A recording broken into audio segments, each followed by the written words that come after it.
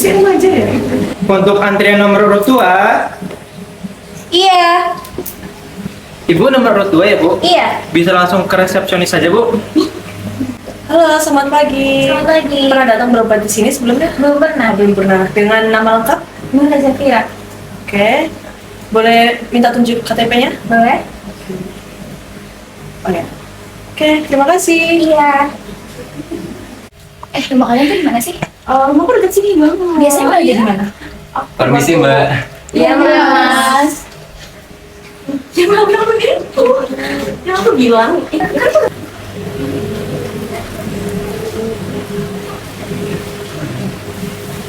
Ibu, saya mau gorengannya 2. nasi gorengnya dong, sekalian satu. Oh, satu aja. Oke.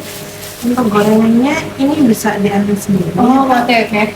Nasi gorengnya satu ya? Iya. Ini sih. Bapak tolong kasih uangnya dong. Berapa, Bu?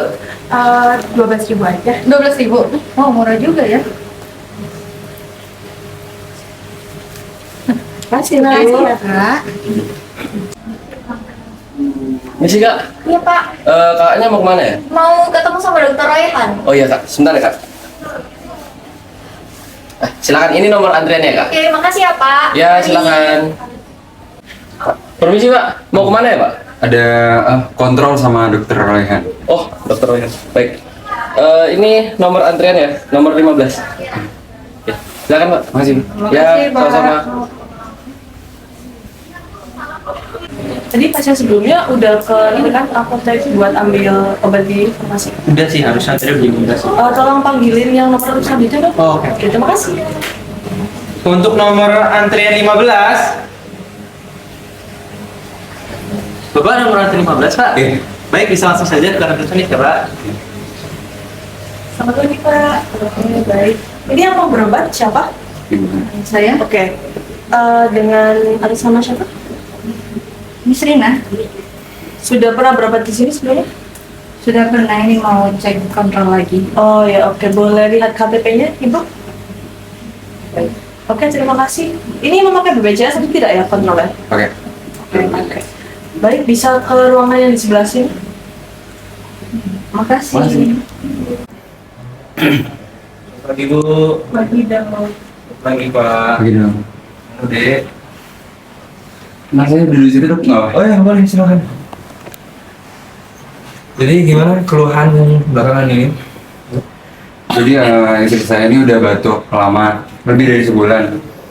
Terus dia tuh kalau tidur suka keringetan. Terus berat badannya turun drastis sama gampang capek. Nah ini saya agak khawatir gara-gara ini dia masih ngurusin anak kecil kan. Iya. Berarti ibunya udah batuk selama 4 minggu, keringat dingin waktu malam, berat badan terus turun drastis, dan gampang lelah ya, Bu ya? Iya, Dok. Terus saya juga udah minum kayak minuman-minuman herbal gitu, Dok. Dan saya nggak berani coba minuman kimia, obat kimia gitu, soalnya takut ngaruh di kesehatan juga. Ini kan ada sakit di sini juga waktu pagi gitu, Dok. Oh, di sini, bagian ulu hati ya? Iya, di sini. Oh, iya. Makasih udah ngasih informasi yang jujur, dengan jujur.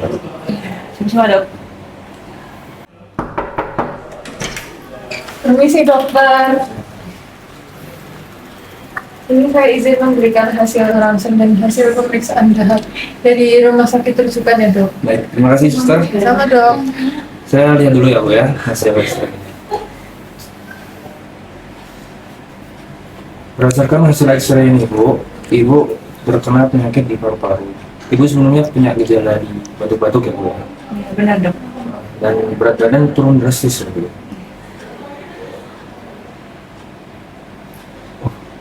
Kalau boleh tahu itu kena penyakit apa dok? Mohon maaf, ini saya boleh menjelaskan langsung di sini apa mata dulu? Langsung sini. Langsung sini. Oke. Jadi ibu ini mohon maaf terkena penyakit tuberkulosis. Tapi insya Allah penyakit ini bisa diobati dengan obat kimia secara rutin. Ya. Tapi, Dok, saya masih ragu gitu, Dok, untuk minum obat-obatan kimia. Apalagi saya kan sudah terbiasa dengan obat herbal gitu, Dok. Oh ya. Saya tahu bahwa obat kimia itu, ya mohon maaf, obat herbal itu baik buat kita ya. Tapi untuk kasus penyakit ini, obat kimia yang ada untuk tuberkulosis. Jadi tidak ada obat herbal yang bisa menyembuhkan tuberkulosis. Walaupun ada efek sampingnya buat obat kimia kita, namun ini satu-satunya jalan. Insya Allah kami dari pihak rumah sakit membantu ibu sampai ke tahap sembuh.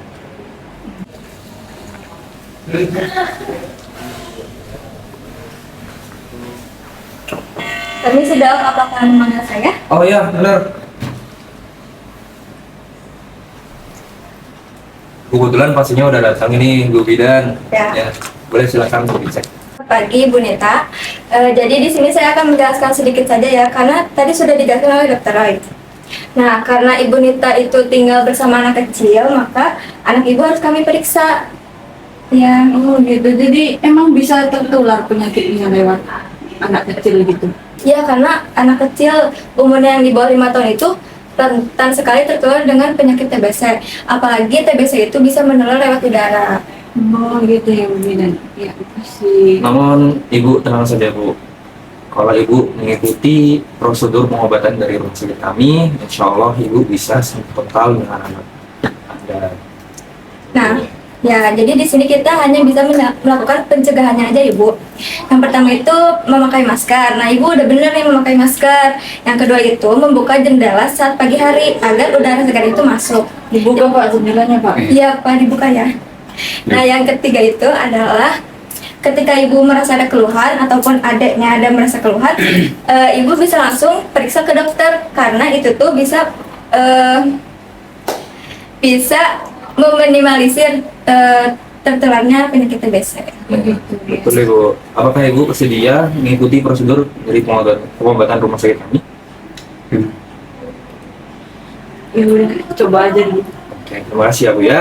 Sebentar lagi saya buatkan resep obat dulu. Nanti ibu bisa ambil obat ibu di farmasi, bagian farmasi. Mari Pak, Bu, saya antar ke ruang apoteker. Sih Mbak, ini pasiennya udah datang ya. Ya, selamat pagi Bapak Ibu. Saya Odelia, dokter di sini. Jadi tim saya akan menjelaskan mengenai obat yang akan ibu minum untuk pengobatan TBC ibu ya. Jadi obat ini dapat ibu minum setiap hari selama 6 bulan penuh. Awalnya memang terasa berat ya Bu, namun bila ibu minum secara teratur, progresnya akan terasa baik.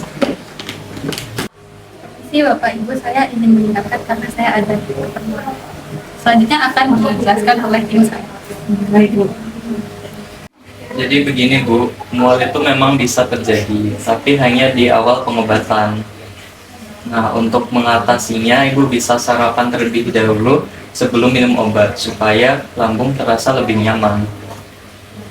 Lalu untuk rambut rontok yang parah dan kerusakan ginjal itu sangat jarang terjadi.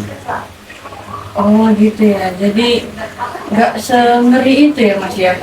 Iya Bu, jadi kami akan memantau terus kondisi ibu dan mungkin memantau fungsi ginjal ibu. Kalau misal saya berhenti di tengah-tengah jalan gitu gimana? Kalau berhenti di tengah jalan, kuman dapat terkendala oleh obat dan penyakit itu akan sulit untuk disembuhkan.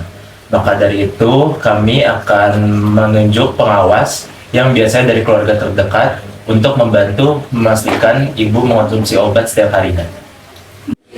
Ini Pak Bu obatnya. Oh jadi ini diminum berapa kali sehari ya?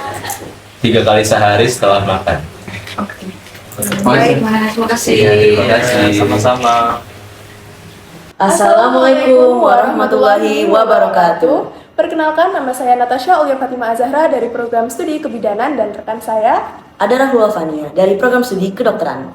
di sini kami akan menjelaskan mind map dari 2020 mengenai kepedulian tenaga medis dan harapan bagi pasien TBC.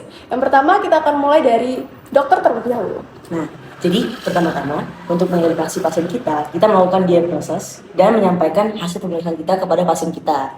Setelah itu kita memberikan edukasi mengenai penyakit dan rencana terapi untuk pasien kita. Setelah itu menentukan terapi medis yang sesuai dengan kondisi pasien kita. Dan buat apoteker, kita memberikan edukasi terkait obat TBC. cara minumnya, efek sampingnya, dan juga manfaat dari obat itu. Setelah itu kita juga mengawasi kepatuhan pasien terhadap penggunaan obat. Dan setelah itu juga ada mendukung pasien agar konsisten menjalani terapi kita. Nah, untuk peran bidan sendiri, di sini yang pertama adalah mengedukasi penularan TBC kepada ibu, anak, ataupun keluarga pasien. Yang kedua adalah memberikan dukungan psikologis kepada pasien. Dan yang ketiga adalah memastikan keluarga pasien memahami pentingnya pemeriksaan dan pengobatan TBC. Nah, di sini juga diperlukan peran dari ketiga ini supaya terintegrasi dalam interprofessional education. Jadi, selain setiap profesi ini memiliki wewenang tersendiri, kita juga harus mampu berkoordinasi interprofesional dalam mengedukasi pasien seperti bidan menjelaskan potensi penularan TBC terhadap pasien, sedangkan dokter menjelaskan keadaan medis pasien dan serta apoteker memberikan tindak lanjut mengenai pengobatan kepada pasien. Kemudian di sini kita juga harus mampu berkolaborasi antara bidan, dokter, dan apoteker dalam memberikan informasi kepada pasien, dan semua profesi ini berperan dalam memastikan pasien dan keluarga memahami mengenai penyakit TBC, penularannya, serta pengobatannya, dan juga yang paling penting adalah pencegahan dari penyakit TBC itu sendiri. Itu saja dari kami. Terima kasih sudah memantau video ini dari Tribu 20 Virologi. Thank you so much guys. I hope you all are educated in this. Wassalamualaikum warahmatullahi wabarakatuh. Bye bye.